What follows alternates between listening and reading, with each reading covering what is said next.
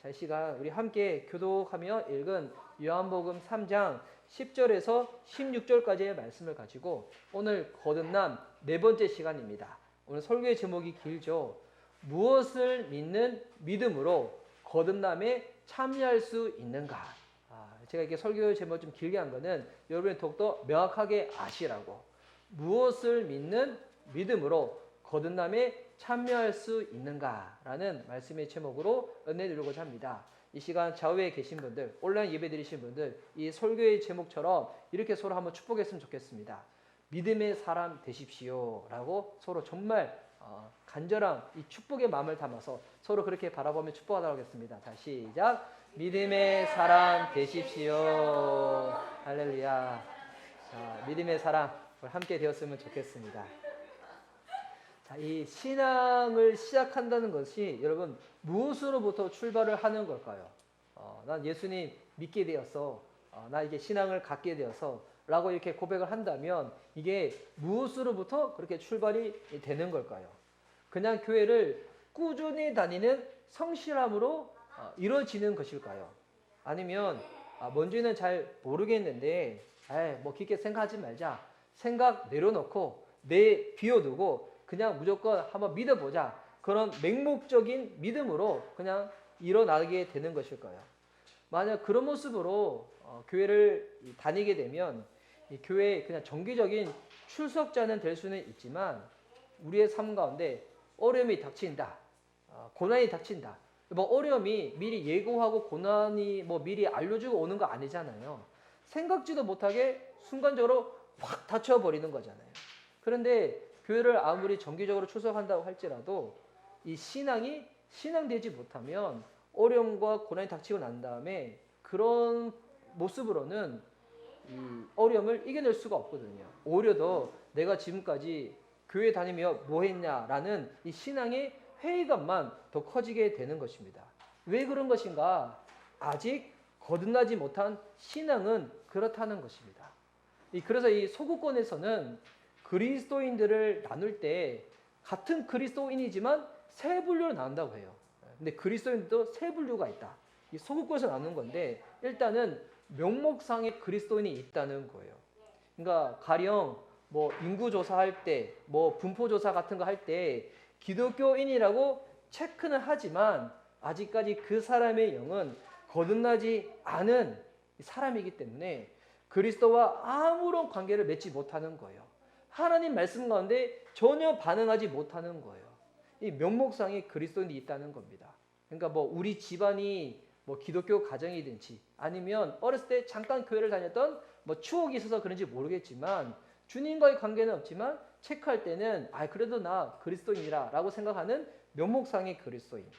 그리고 또 어떤 그리스도인이 있냐면 교회 가는 그리스도인, go to the church 그리스도인이 있다는 거예요. 그러니까 Sunday 크리스찬이죠. 이 주일이 되면 교회 출석은 합니다. 예배는 드리지만 근데 이 사람에게 있어서 이 예배는 그냥 습관과 전통인 거예요. 그러다 보니 영적인 기능과 능력은 없는 거예요. 그러니까 하나님은 경험하지 못하는 거죠. 근데 교회 가는 게 익숙하고 편한 거예요. 안 가면 불편하고 찝찝해서 교회는 가지만 아직까지 하나님을 경험하지도 못했고 하나님 나라를 볼 수도 없는 사람. 선데이 크리스찬, go to the church 그냥 그런 사람이 있다는 겁니다. 그리고 난 다음에 이제 어떤 그리스도인이 있냐면 우리 계속 다루고 있는 거듭난 그리스도인이 있는 겁니다.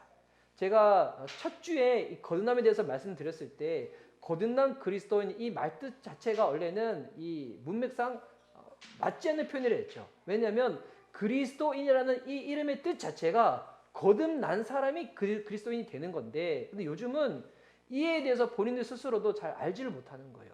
그래서 좀 더 구분하라고 거듭난 그리스도인이라고 얘기하는데 이 사람은 하나님의 이 관계 가운데 영적인 기능과 능력을 가지고 있는 사람인 겁니다. 그래서 하나님의 역사를 경험하고 주님의 나라를 볼 수 있는 사람. 오늘 우리 주일학교 예배, 다음 세대 예배 드리는데 요즘 4주 동안 에스더 말씀을 가지고 살펴봤거든요. 여러분 우리 어린아이 친구들이 성경에 대한 이 지식이 우리보다 어떻게 보면 더 해박할 수도 있어요. 뭐 아수르의 왕, 뭐 하만, 모르드게, 뭐 이거 막 다 알고 그래요. 내용도 너무 잘 알아요. 근데 오늘 제가 이제 무슨 얘기를 했냐면 에스더 성경에는 하나님에 대한 이름, 여호와라는 이름 자체가 기록되어 있지 않는 성경이 에스더 성경이거든요. 근데 이 에스더가 성경에 다 기록되어 있는 거잖아요. 포함되어 있는 거잖아요. 그러면서 제가 친구들한테 그런 질문을 던져봤어요. 혹시 우리 친구들 중에서 하나님을 직접 두 눈으로 본 친구들이 있냐고. 우리가 하나님을 직접 두 눈으로 보지 못하지만 하나님이 있다고 믿는 것처럼 에스더 성경이 그렇다고.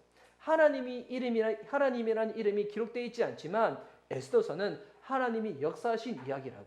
근데 이 질문을 던지는데 제가 너무 당혹스러웠어요.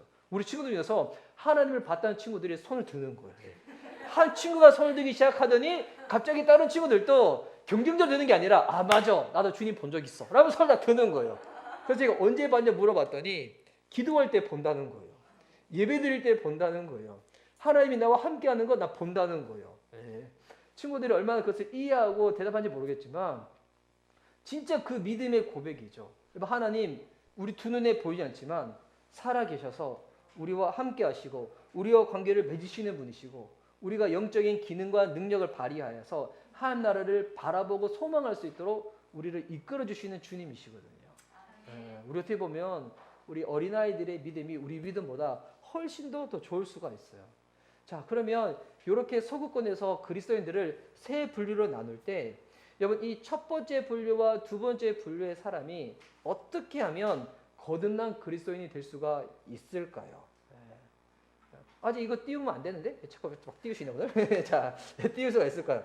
여러분 이게 의심과 혼란, 이게 어떻게 하면 거듭난 그리스도인이 되느냐면 이게 맨목으로 되는 것이 아니라 처음에는 의심과 혼란, 호기심으로부터 출발을 하는 것입니다. 여러분 처음부터 쉽게 믿어지는 것이 아니라는 거예요. 나는 처음부터 쉽게 믿어진다. 여러분 그게 더 이상한 거예요. 사람의 이 기질과 성향에 따라서 교회에 출석하는 게 쉬울 수는 있어요. 근데 교회에 출석하는 게 쉬운 거랑 쉽게 믿어지는 거하고는 여러분 다른 거거든요. 나는 되게 성실한 거야. 평소에도 직장에서 사회생활, 학교에서 공부할 때도 되게 성실했어. 하나님께 되게 선생님한테도 되게 인정받고 누구한테도 칭찬받는 것이 익숙한 사람들은 여러분 교회 생활을 할 때에도 이게 아직 신앙 없더라도 성실하게 꾸준하게 쭉 다니는 사람들이 있거든요. 그거 되게 좋은 태도죠. 저도 되게 약간 그런 분류의 사람 중에 하나였거든요. 그렇게 보이지 않아요? 저 되게 그랬는데 학창시절에 진짜 학교가 집 밖에 몰랐어요. 저 딴 데 가면 안 되는 줄 알았어. 진짜 전 그렇게 학창시절 보냈거든요. 노래방도 가지 않고 시내도 다니지 않고 진짜 그렇게 살았던 사람이었어요. 지금은 그 시대를 뒤돌아보면서 후회해요. 놀 걸 왜 그랬을까? 어차피 주님 붙잡으셔서 나를 목회자로 만들 줄 알았으면 그때 한창 놀 걸 왜 덜 놀았을까? 그런 생각은 하는데 근데 이게 교회를 쉽게 다닐 수는 있지만 여러분 쉽게 믿어지는 것은 아니라는 거예요. 처음에 의심, 혼란, 호기심으로 시작을 하는 겁니다. 잘 믿어지지 않는 거예요. 거부감도 들고 갑자기 불안도 해지고 의심도 들고 혼돈 속에 있다가 그런 가운데 어떤 일이 일어나게 되는 건가? 내가 억지로 노력해서 애써서 믿어지는 게 아니에요. 여러분 그렇게 해서 주님 믿는 게 아니에요. 주님이 빛을 비추시는 거예요. 어두운 내 삶 가운데 혼란과 의심이 가득한 나의 이 삶 가운데 주님이 빛을 비추시는 거예요. 그 비추어진 그 빛을 통하여서 깨닫게 되고 알게 되고 믿게 되는 거예요. 지금 그 문턱에 있는 사람이 누군가? 지금 요한복음 3장에 나오는 니고데모가 그렇다는 것입니다. 지금까지 저희가 거듭남의 이 세 번의 설교를 통해서 우리가 어떻게 거듭날 수 있는지 좀 더 명확하게 표현을 한다면 거듭남이 우리가 노력해서 되는 것이 아니라 하나님의 은혜이기 때문에 어떻게 하면 우리가 거듭남에 참여할 수 있는지를 나눴습니다. 어떻게 거듭남에 참여할 수 있습니까? 이거는 주님의 일방적인 은혜이기 때문에 하나님이 거듭나게 하신다는 것입니다. 또한 이 거듭남은 물과 성령으로 거듭나는 것이었죠. 바로 씻음과 새롭게 하심으로 거듭나지는 겁니다. 성령님에 의해서 거듭나진다는 것입니다. 그리고 지난주 에베소서 2장 말씀을 통하여 또한 우리가 하나 더 알게 된 것이 있는데 어떻게 거듭나지는 것인가? 믿음으로 말미암아 거듭나진다는 것입니다. 그래서 오늘은 이 믿음에 대해서 한번 살펴보려고 하는데 우리가 흔히 믿는다고 하잖아요. 근데 이 믿는다는 것은 그냥 교회 출석하는 게 믿는 것이 아니라 분명한 이 믿음의 대상을 알고 그 믿음의 대상이 한 일을 믿는 것이 믿는 거거든요.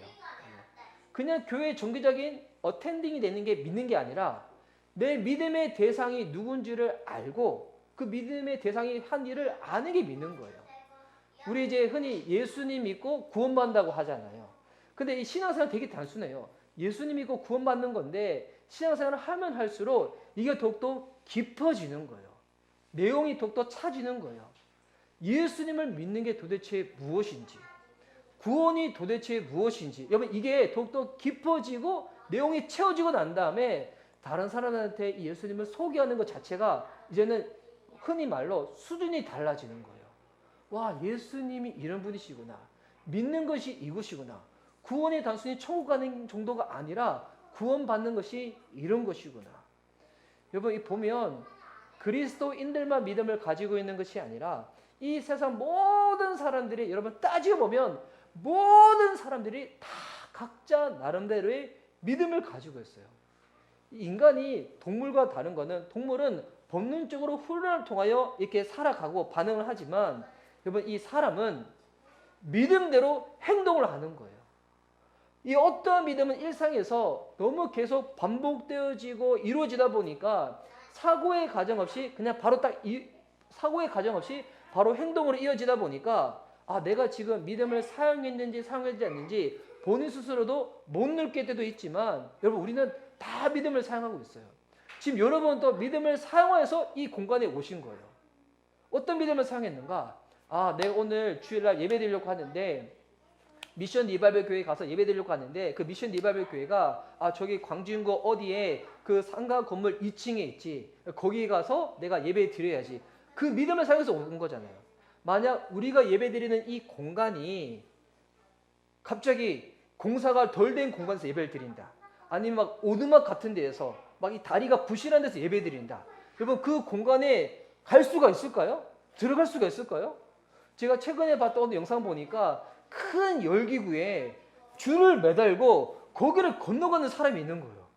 영상으로 본데도 불구하고 제가 너무 아찔한 거예요. 만약 우리가 예배 드리는데 오늘은 하나님과 가까이 예배 드립시다.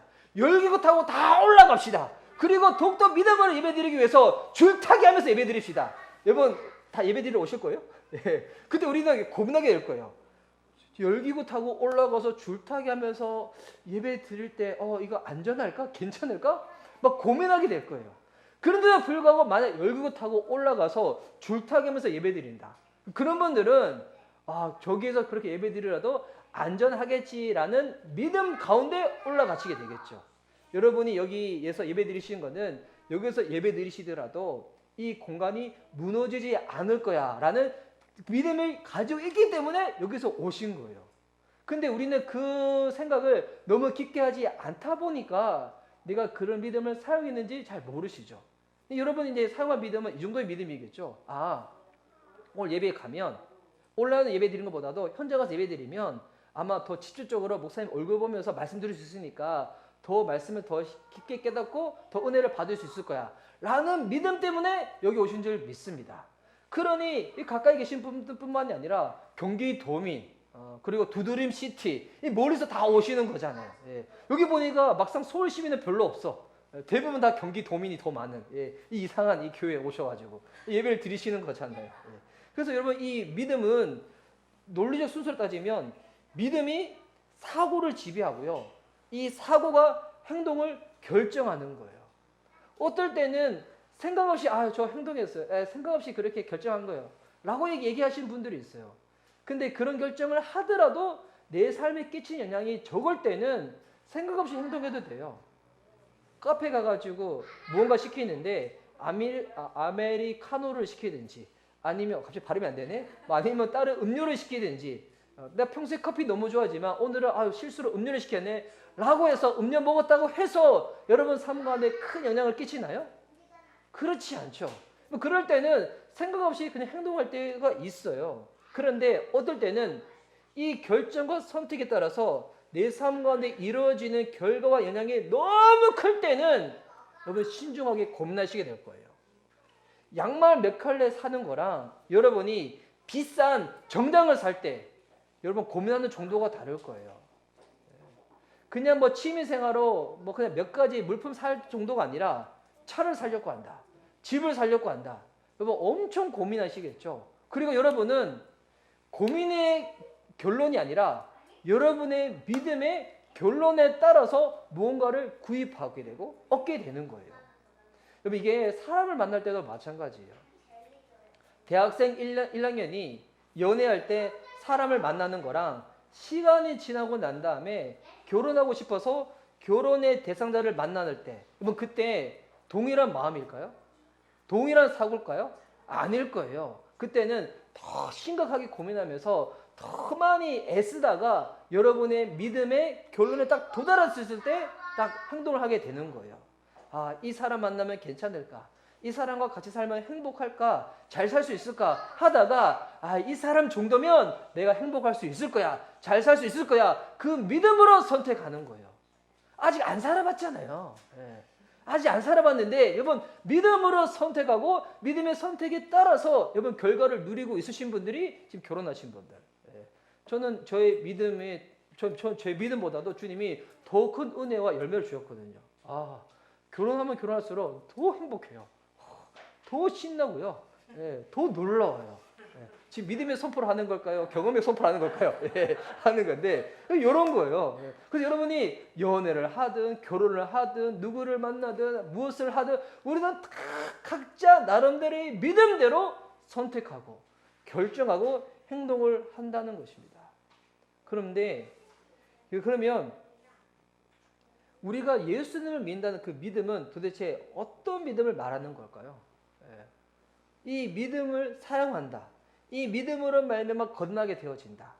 여러분 이게 일단은 너무나 우리 유명한 구절이지만 요한복음 3장 10절에 보니까 하나님이 세상을 이처럼 사랑하사 독생자를 주셨으니 이는 그를 믿는 자마다 멸망하지 않고라고 나와 있죠.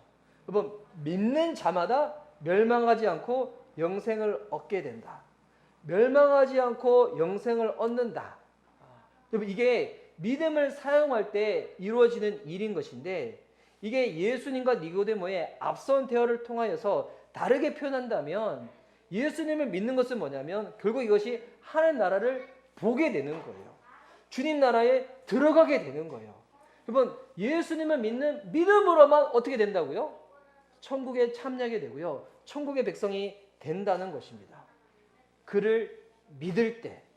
그럼 이거를 정리하면 결국 예수님을 믿는 믿음이 우리를 거듭나게 한다는 것입니다.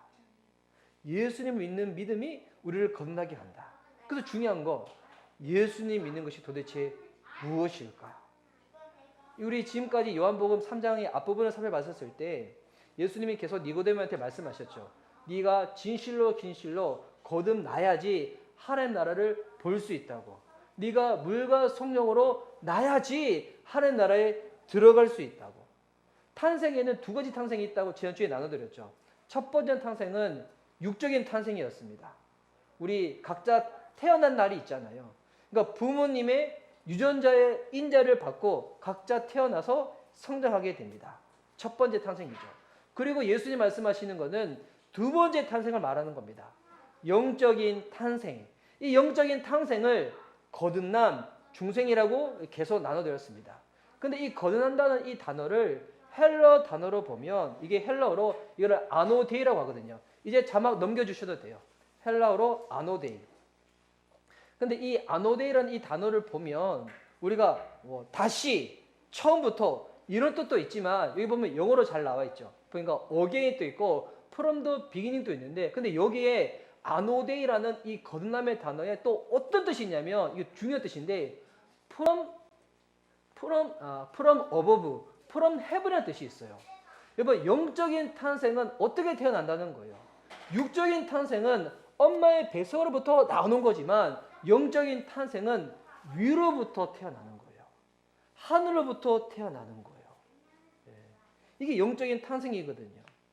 그래서 위로부터 태어난다는 거. 여러분 이거는 이제 우리의 어떤 행위와 노력으로 되어지는 게 아니라는 거예요. 그래서 이 단어는 다른 종교에는 없는 단어이고 없는 개념이에요. 오늘 우리 양육 시간에도 좀 나눌 건데 타 종교와 기독교의 가장 큰 차이가 무엇인가? 행위인가 은혜인가? 이거예요. 타 종교는 다 행위예요. 내가 무언가 공로나 선함이나 노력을 통하여 신께 도달하기 위하여 애쓰는 거예요. 그런데 안타까운 것은 기독교에도 이 신앙을 율법화해가지고 이렇게 가르치시는 분들이 있어요. 무언가 내가 해야지만 주님이 나를 인정하실 거야. 내가 무언가 노력해야지만 주님이 알아주실 거야. 내가 무언가 성과를 해야지만 주님이 나를 받아주실 거야. 여러분 이거는 신앙이 아니고 이게 종교예요.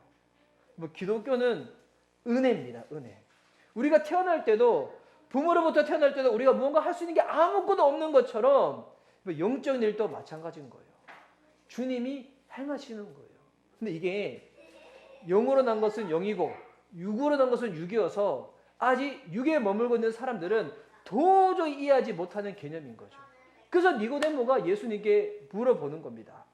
9절 말씀에 니고데모가 대답하여 이르되 어찌 그런 일이 있을 수 있나이까?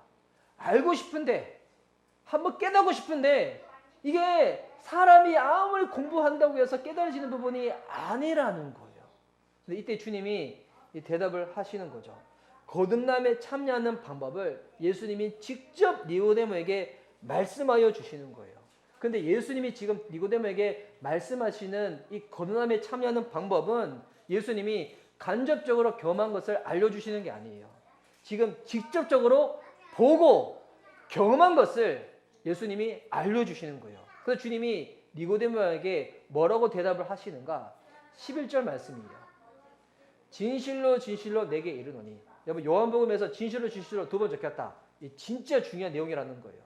진짜 내가 너한테 중요한 것을 알려줄 건데 우리는 아는 것을 말하고 본 것을 증언하노라. 그러나 너희가 우리의 증언을 받지 아니하는도다. 자, 우리는 아는 것을 말하고 본 것을 증언한다는 거예요. 여기서 지금 뭔가 이상한 거 발견하셨나요? 예수님이 내가 아는 것을 말하고 본 것을 증언한다는 것이 아니에요. 지금 이게 앞에 주어가 뭡니까? 우리잖아요, 우리. 그러니까 예수님이 아니에요. 누군가 여기는 바로 삼위일체 하나님인 거예요. 성부 하나님, 성령 하나님, 성자 예수님, 이 삼위일체 하나님이 알고 본 것을 증언한다는 거예요. 여러분 이게 무슨 말일까요? 하나님 나라의 주인은 우리 삼위일체 하나님이시라는 거예요.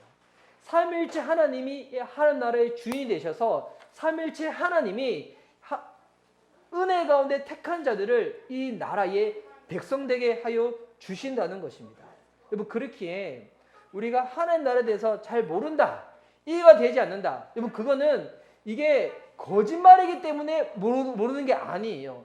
왜 모르냐면 예수님이 말씀하신 것, 이분들이 이 나라의 주인 되시고 본고시고 증언자가 되셔서 우리에게 소개해 주시는데 예수님이 말씀하신 그 증거를 내가 거부했기 때문에, 여러분 거부한 게 뭔지 알아요? 여러분 이게 불신앙이에요. 거부했기 때문에 우리가 그것을 믿지 못하는 거예요. 여러분 이게 죄의 본성입니다. 믿지 않으려고 하는 것, 거부하려고 하는 것. 그런데 믿음의 본성이 있어요. 거듭난 사람들의 본성이 있어요. 반대입니다.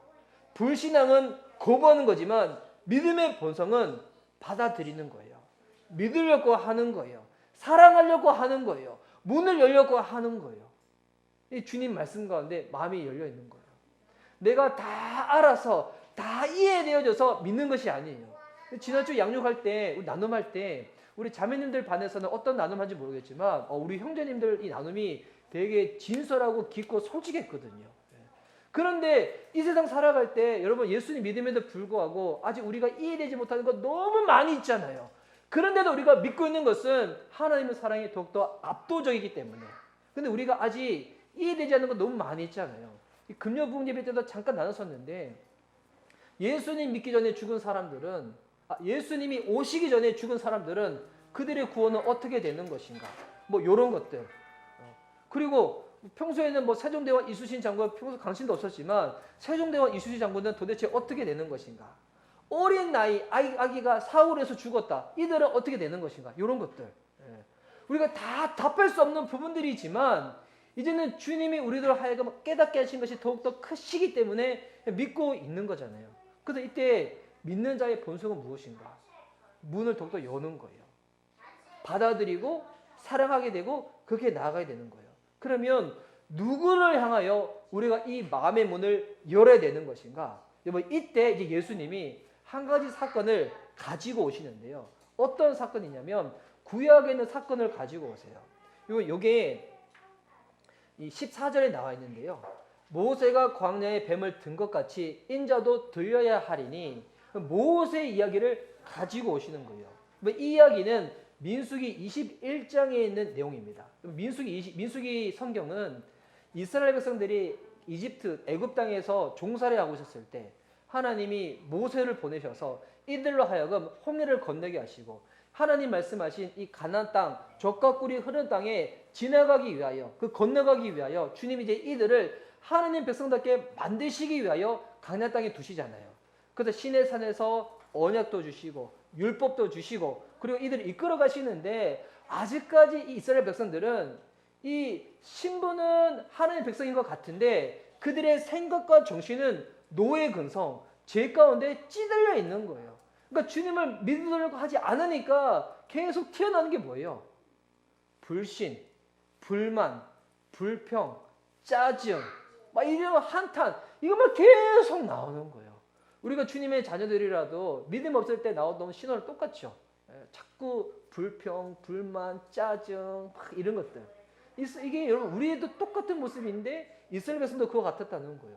그래서 민수기 21장 내용을 보면, 제가 민수기 21장으로 넘어가서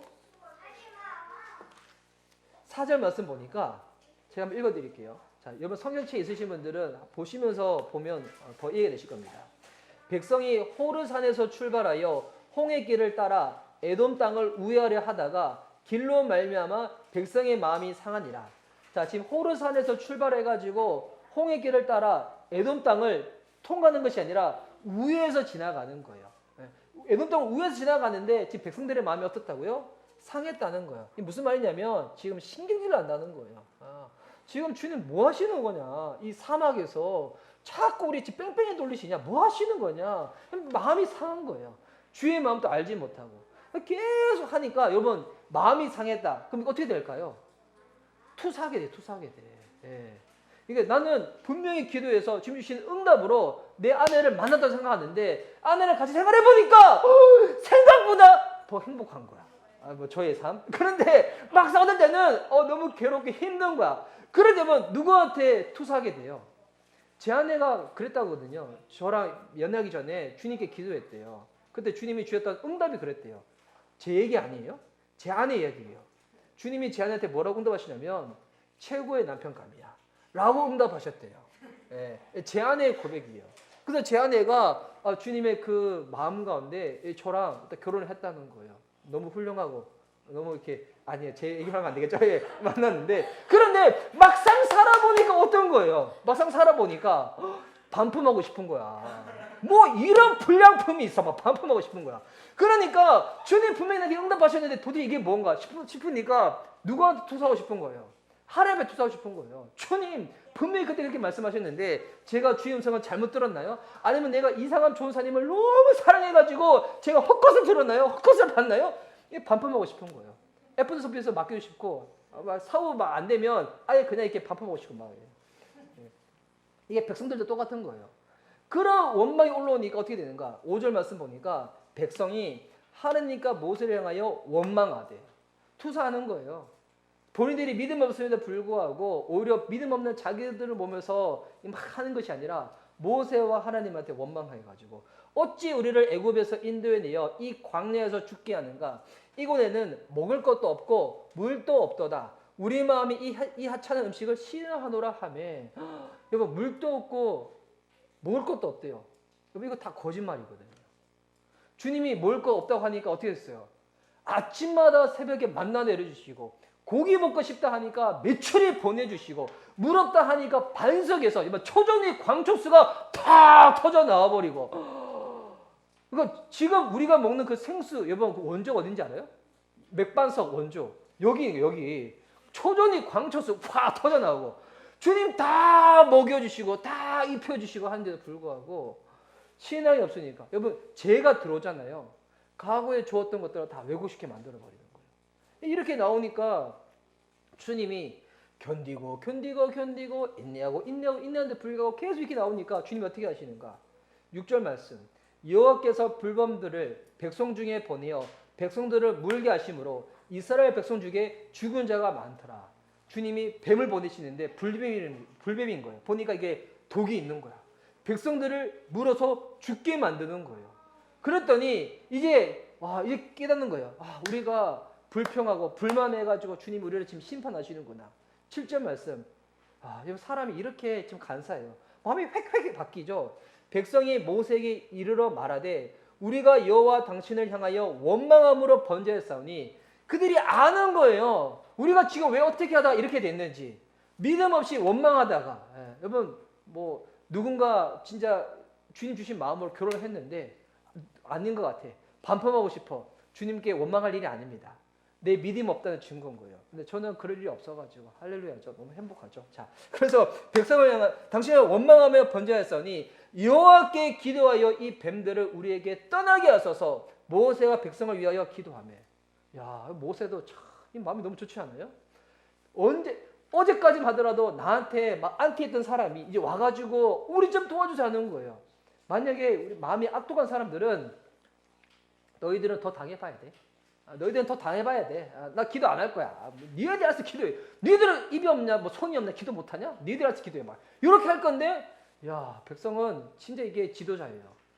그들의 모습을 보면서 오히려 하나님 앞에 나와 기도하는 거예요.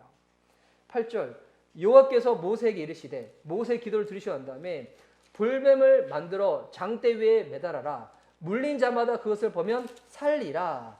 그러니까 하나님이 모세한테 방법을 알려주시는 거예요. 뱀에 물린 자가 살 수 있는 방법. 근데 이 방법이 딱 보니까 이해가 안 되는 방법이에요. 황당무계한 방법이에요. 뱀에 물렸다. 그러면 우리 흔히 빨리 응급실로 가든지 치료제를 주든지 아니면 뭐 기독해 하든지 이런 방법이라면 더 이해할 수 있는데 주님이 알려주신 방법이 뭐냐면 뱀을 만들어서 노뱀을 만들어서 구리로 뱀을 만들어서 장대 위에 올리라는 거예요. 그 뱀을 보면 살아난다는 거예요. 약 주는 거 아니에요. 뭐 다른 거 아니에요. 그러면 이제 모세가 실제로 구리로 뱀을 만들어서 장대 위에 높이 드는 거예요. 이제는 두 종류의 사람으로 확 나눠지게 되겠죠. 이 녹뱀을 보는 사람과 보지 않는 사람. 어떤 사람이 장대에 매달린 이 녹뱀을 볼까요? 모세를 통하여 하나님의 말씀이 선포된 것을 믿는 사람들은 볼 거예요. 그런데 모세를 통하여 증거되어진 하나님의 말씀이 분명함에도 불구하고 아직까지 회의감 가운데 아직까지 의구심이 들어서 듣지 않는 사람, 믿지 않는 사람은 보지 않을 거예요. 믿는 사람은 보고 안 믿는 사람은 안 보고 결국은 믿는 사람은 어떻게 될까요? 9절 말씀 모세가 노뱀을 만들어 장대 위에 다니 뱀에 물린 자가 노뱀을 쳐다본 즉 모두 살더라. 여러분 이게 단순히 노뱀을 봐서 사는 게 아니에요. 하나님의 말씀을 믿는 사람들은 믿기 때문에 보고 그리고 믿음으로 받기 때문에 살게 되었다는 것입니다. 여러분 왜 예수님이 갑자기 니고데모에게 거듭남에 대해서 이야기를 하시다가 이 구약에 있는 이 모세 이야기를 가지고 와서 말씀하실까요? 여러분 지금 이거는 십자가에 달리실 예수님을 지금 이야기하고 있는 거예요. 다시 요한복음 3장 딱 돌아오면 그래서 여러분 십자가를 바라본다는 말이 좀 뭐냐면 십자가에서 예수님이 나의 죄를 대신하여 죽으신 것을 믿는 거예요. 예수님이 나의 구세주임을 받아들이는 거예요. 예수님의 십자가의 죽음과 부활 사건은 누군가 일이 아니라 나를 위한 일임을 내가 믿는 거예요. 이것을 믿는 사람이 어떻게 되는 거예요?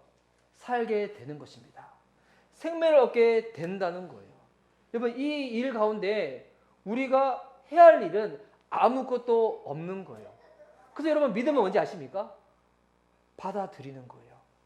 하나님이 행하신 그 일을 나의 일로 받아들이는 거예요. 하나님 말씀이 나의 말씀임을 내가 받아들이는 거예요. 그래서 여러분 거듭남의 핵심이 뭐냐면 예수 그리스도예요. 거듭남의 핵심은 예수 그리스도. 그래서 요한복음 3장 15절에 와서 이는 그를 믿는 자마다 영생을 얻게 하려 하심이니라. 예수님을 믿는다, 거듭났다. 여러분 이 말이 무엇인가? 이젠 예수 그리스도의 생명이 내 안에 들어오는 겁니다. 들어왔기 때문에 영적으로 태어나는 것입니다. 뭐 교회를 오래 다녔는데 아무런 변화가 없다. 이유가 여기 있는 거예요. 그 안에 생명이 없기 때문인 거예요. 이게 이해하면 달걀로 이해할 수 있어요. 달걀에 유정란과 무정란이 있잖아요. 그러니까 무정란은 아무리 오랫동안 품어보세요. 여기서 생명이 태어납니까? 생명 안 태어나요. 오래 품을 풀수록 더 썩어버리게 되는 거예요. 근데 유정란을 어미닭이 품든지 아니면 부화기로 빛과 열을 내게 하면 거기서 어떻게 되는 거예요? 때가 되면 생명이 태어나게 된다는 것입니다. 교회 오래됐는데 왜 내 삶 가운데 아무런 변화가 없는가? 내가 열심히 부족한가? 노력이 부족한가? 아니에요. 내게 생명이 없기 때문에 그렇다는 것입니다. 여러분 그래서 기독교는 윤리를 말하는 종교가 아니에요. 도덕을 말하는 종교가 아니에요. 기독교는 생명이라는 겁니다. 예수 그리스도의 생명으로 거듭나고 거듭난 자로서 믿음으로 사는 것이 기독교라는 것입니다. 이것을 함축적으로 이제 말씀하신 내용이 요한복음 3장 16절인 거예요. 요한복음 3장 16절 너무나 잘 아는 유명한 말씀이지만 우리 함께 이 말씀을 읽고 고백하도록 하겠습니다.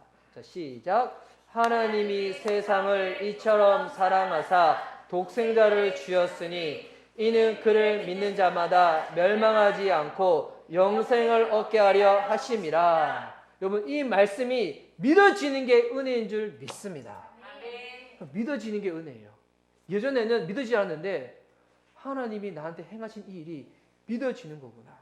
여러분 지금 이 말이 믿어진다는 것은 어떤 일이 일어나는 게 된 것이냐면 지난주에 말씀드렸지만 지금 온 우주의 창조주 되시는 하나님이 지금 우리 이 예배 가운데 우리 이 말씀 가운데 임하셔서 저와 여러분의 마음에 찾아오셔가지고 우리 영혼 가운데 찾아오셔서 주님이 작업을 하시는 거예요. 이게 주님의 일방적인 은혜입니다. 지금 하나님이 우리를 낳으시는 거예요. 우리를 낳으시는 동시에 어떤 일이 벌어지냐면 이 말씀이 믿어질 수 있도록 믿음을 주시는 거예요. 여러분 이게 동시에 일어나는 일이에요. 하나님이 우리를 낳으시는 일과 믿어지는 일. 근데 동시에 일어나는 일이지만 이거는 하나님이 우리를 낳으시는 일이 이게 원인이 되어져서 우리가 믿을 수 있도록 결과가 생기는 거예요. 어떤 사람들은 야 이게 동시에 일어나는 일인데 어떻게 이게 무엇의 원인이 될 수 있는가? 이게 이해한다면 이게 불을 켜는 거랑 마찬가지예요. 뭐 불을 딱 켜면 어떤 일이 생겨요? 열이 나고 빛이 나잖아요. 여러분 이 열이 나고 빛이 나는 것은 불이 켰었기 때문에 열과 빛이 생기는 것처럼 하나님이 우리를 낳으시는 동시에 여러분 이것이 원인이 되어져서 우리가 믿을 수 있도록 주님이 믿음을 우리에게 선물로 주신다는 것입니다. 그래서 이 거듭나면 보면 볼수록 신비예요. 믿음은 하나님의 선물이에요. 정말 놀랍고 신비로운 일이에요. 어떻게 이런 일이 우리 삶 가운데 일어나게 되고 벌어지게 되는 것인가? 그러면 왜 하나님이 우리를 거듭나게 하시고 우리한테 이 믿음을 선물로 주셔서 우리가 예수 그리스도의 생명으로 살게끔 하시는가? 뭐 그 바탕에 깔려있는 게 무엇인가? 우리가 무언가 착해서 선해서 잘생겨서 공부가 많아 이런 게 아니잖아요. 이 바탕이 뭐냐면 하나님의 긍휼입니다. 주님이 우리를 긍휼히 여기시는 거예요. 불쌍히 여기시는 거예요. 긍휼이 뭡니까? 다른 사람의 아픔을 나의 아픔처럼 여기는 게 긍휼인 거잖아요. 제가 대학교 1학년 겨울방학 때 저희 어머니와 더불어서 고철 떴는 데 아파트 철거 현장에 갔다가 제가 이 도구를 잘못 다뤄가지고 유리가 끼어져가지고 제 발목에 떨어진 적이 있었거든요. 근데 제가 그때 소리를 질렀어요. 소리를 질렀을 때 다른 층에서 일하던 저희 어머니가 제 소리를 듣고 저한테 오셨어요. 제 발목에서 막 피가 막 나고 있으니까 이 어머니가 당신이 신고 있는 양말을 탁 벗어가지고 그때 등산화 같은 거 등산 양말 같은 거 신고 있었거든요. 벗어서 피가 나는 제 발목을 싹 감쌌어요. 근데 그때 저희 어머니의 얼굴 표정을 봤는데 지금 유리가 떨어져서 발목에 피가 나는 사람은 저잖아요. 그런데 그 당시 얼굴 표정만 보면 지금 피가 흘리는 사람은 제가 아니라 저희 어머니였어요. 저보다도 더 아파하시는 이 어머니의 얼굴, 이 엄마의 얼굴. 그때 여러분 저희 엄마가 막 아파하셨을 때 그 연기가 아니겠죠. 진짜 당신이 아프신 거예요. 여러분 이게 국률이거든요. 하나님이 우리를 국률 여기시는 거예요. 우리가 죄 가운데 살아가는 모습을 보면서 하나님이 가슴 아파하시는 거예요. 여러분 죄 가운데 살아가는 모습이 뭘까요? 이게 단순히 이게 나쁜 짓 하고 보지 말아야 될 거 보고 하지 말아야 될 거 하고 여러분 이 정도의 수준이 아니에요. 여러분 죄는 뭘까요? 죄는 여러분 단절이에요. 끊어지는 거예요. 만약 보지 말아야 될 것을 보고 하지 말아야 될 것을 하는 게 그냥 죄 정도라면 요거는 수행 정도로 돼요. 성철 스님은 8년 동안 자불란서 하셔가지고 눕질 않으셨다고 하잖아요. 그러니까 그냥 죄라는 게 무언가 나쁜 거 하는 게 죄라고 한다면 이번 사람이 노력하면 그거 여러분 단순히 안 할 수도 있어요. 근데 죄는 그 정도가 아니에요. 단절이에요. 죄인은 하나님과의 관계가 끊어져 있기 때문에 죄인의 전형적인 모습은 뭐냐면 고아의 모습과 비슷해요. 홀로 살아가는 거예요. 여러분 고아가 어떻게 살아가는지 알아요? 친구와 돈, 학교 성적 날마다 염려하는 거예요. 아무도 나와 상관하지 않다고 생각을 하는 거예요. 늘 내 삶은 성공과 실패의 토대 위에 있다고 생각하는 거예요. 남들한테 좋게 보여야 되는 거야. 그래야지 내가 살 수 있기 때문에. 근데 내 마음에는 늘 한 구석에 죄의식과 정죄당하는 느낌이 있는 거예요. 문제가 닥쳤다. 도와줄 사람이 없어. 내가 스스로 해결해야 되는 거예요. 항상 나는 옳아야 되는데 내 안에는 늘 비판의식이 가득 차 있는 거예요. 남의 허물을 보면 허물어 버리고 싶고 남의 약점을 보면 능수능란하게 분석을 하는 거예요. 내 속에서 계속 남과 나를 비교하는 거죠. 왜? 나 홀로밖에 없기 때문에. 육신의 유혹이 온다. 이 싸움 가운데 무기력하죠. 이겨낼 수가 없어요. 내가 유일하게 만족을 누릴 수 있는 거 소유를 통해 가지고 남들보다 좀 더 잘 벌면 뭔가 가진 게 있으면 만족을 누리지만 시간 지나면 금방 허무해져 버리죠. 무엇보다 이 고아의 이 죄인의 가장 특징이 뭐냐면 무엇보다 나를 진정 사랑해 주는 분이 없다고 생각하는 거예요. 여러분 이게 죄인의 모습이거든요. 죄로 인해 하나님과 관계가 끊어진 자의 모습. 영적인 고아가 이와 같다는 거예요. 우리가 주님의 자녀면서도 불구하고 어떨 때는 하나님 아버지가 없는 마냥 이런 영적인 고아의 모습을 볼 때도 많이 있잖아요. 이게 죄인의 모습입니다. 진짜 사랑을 경험해 보지 못해서 늘 마음이 비어져 있는 이 모습. 그런데 하나님은 우리를 그런 존재로 만드시지 않으셨다는 거예요. 이게 중요한 거예요. 하나님은 우리를 그렇게 만드시지 않으셨다는 거예요. 그래서 내가 하나님의 것임을 깨닫고 깨달은 바대로 회복하여 살아낼 수 있도록 주님이 일을 감행하신 거예요. 그게 요한복음 3장 16절인 겁니다. 하나님이 세상을 이처럼 사랑하사 주님이 우리를 사랑하시는 거예요. 여러분 이 세상에 나의 이름을 집어넣어 보세요. 하나님이 이상함을 이처럼 사랑하시는 거예요. 주님이 이처럼 사랑하신 방법이 뭡니까? 독생자를 보내주시는 겁니다. 주님과의 관계가 끊어져 있는데 이 관계를 회복하기 위한 유일한 방법은 이 죄를 대속하는 방법밖에 없는 거예요. 하나님의 아들 예수 그리스도가 십자가에 죽는 방법 외에는 없는 거예요. 그리고 죽는 것으로 끝나지 아니하시고 정말 내 죄가가 치러졌음을 주님이 확인시켜 주시고자 부활하시는 거예요. 그래서 이 예수님을 믿으면 그를 믿는 자마다 멸망하지 않고 이 땅에서 나 홀로 힘겹게 눈물겹게 애쓰며 살아가는 죄 있는 모습이 아니라 멸망하지 않고 영생을 얻게 하려 하심이니라. 영생을 얻게 된다는 것입니다. 하나님과 이 관계 가운데서 생명을 가지고 영원토록 살게 된다는 것입니다. 단순히 이터널 라이프가 아니에요. 주님과 함께 영원토록 살게 된다는 것입니다. 여러분 이게 주님께서 우리에게 행하신 놀라운 일이거든요. 그래서 여러분 믿는 것은 받아들이는 거예요. 인정하는 거예요.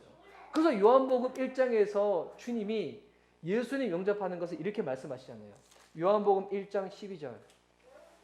영접하는 자, 곧 그림을 믿는 자들에게는 하나님의 자녀가 되는 권세를 주셨으니, 예수님 믿는 것이 무엇인가? 영접하는 거예요. 영접이 뭡니까? 환영하며 기뻐하는 마음으로 받아들이는 거예요.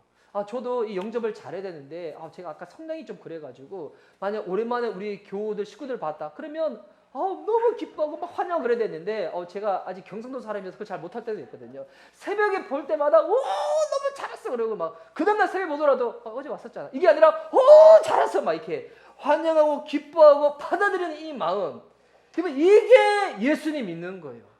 예수님 믿는 게 뭐 억지로 믿고 막 믿어줘야만 하고 이게 예수님 믿는 게 아니에요. 하나님이 내게 허락하신 가장 복되고 기쁜 소식, 이거를 위해서 내가 무언가 이제 할 것이 전혀 없는 거예요. 내가 할 일은 받아들이는 겁니다. 하나님의 한 일을 내가 인정하는 겁니다. 영접하는 자, 그 이름을 믿는 자가 하나님의 자녀가 되어지고, 우리로 하여금 영벌에 처해지는 것이 아니라 영생을 얻을 수 있도록, 생명을 얻을 수 있도록 주님이 그렇게 이 모든 것을 우리에게 허락하여 주신다는 것입니다. 여러분, 이게 진짜 주님의 놀라운 은혜이고 신비죠. 우리를 낫게 하시는 즉 믿어줄 수 있도록 선물을 주시는 것. 아직까지 이 믿음의 확신이 없으신 분들이 계시다면, 혼란과 의심과 그와 같은 부분이 계신다면, 여러분 이 부분을 가지고 주님 앞에 나와 진짜 영적인 씨름을 하시기 바랍니다. 하나님, 저는 거듭난 백성인가요? 저는 왜 거듭난 백성이 아닌가요? 나는 왜 이 믿음을 사용하지 못하는 건가요? 여러분 고민하며 영적인 고민 가운데 나아갈 때 주님이 이 놀랍도록 응답하여 주시고 한 줄기 빛으로 주님께서 깨닫게 해주실 줄 믿습니다. 제가 이제 저번에 한 말씀드렸죠. 결국 여기 보니까 함께 이 공동체에서 가시는 분들은 두 종류예요. 믿고 주님께로 돌아오는 백성과 삥삥삥삥 돌다가 맞고 깨닫고 난 다음에 돌아오시는 분들. 맞고 깨닫고 돌아오실래요? 맞기 전에 돌아오실래요? 뭐 여러분이 뭐 선택하신 대로 되시는 거겠죠. 이 은혜를 너무 감격스럽지 않나요? 누리고 이 은혜로 살아갈 수 있는 저와 여러분 될 수 있기를 예수님의 이름으로 축복하는 바입니다. 아멘.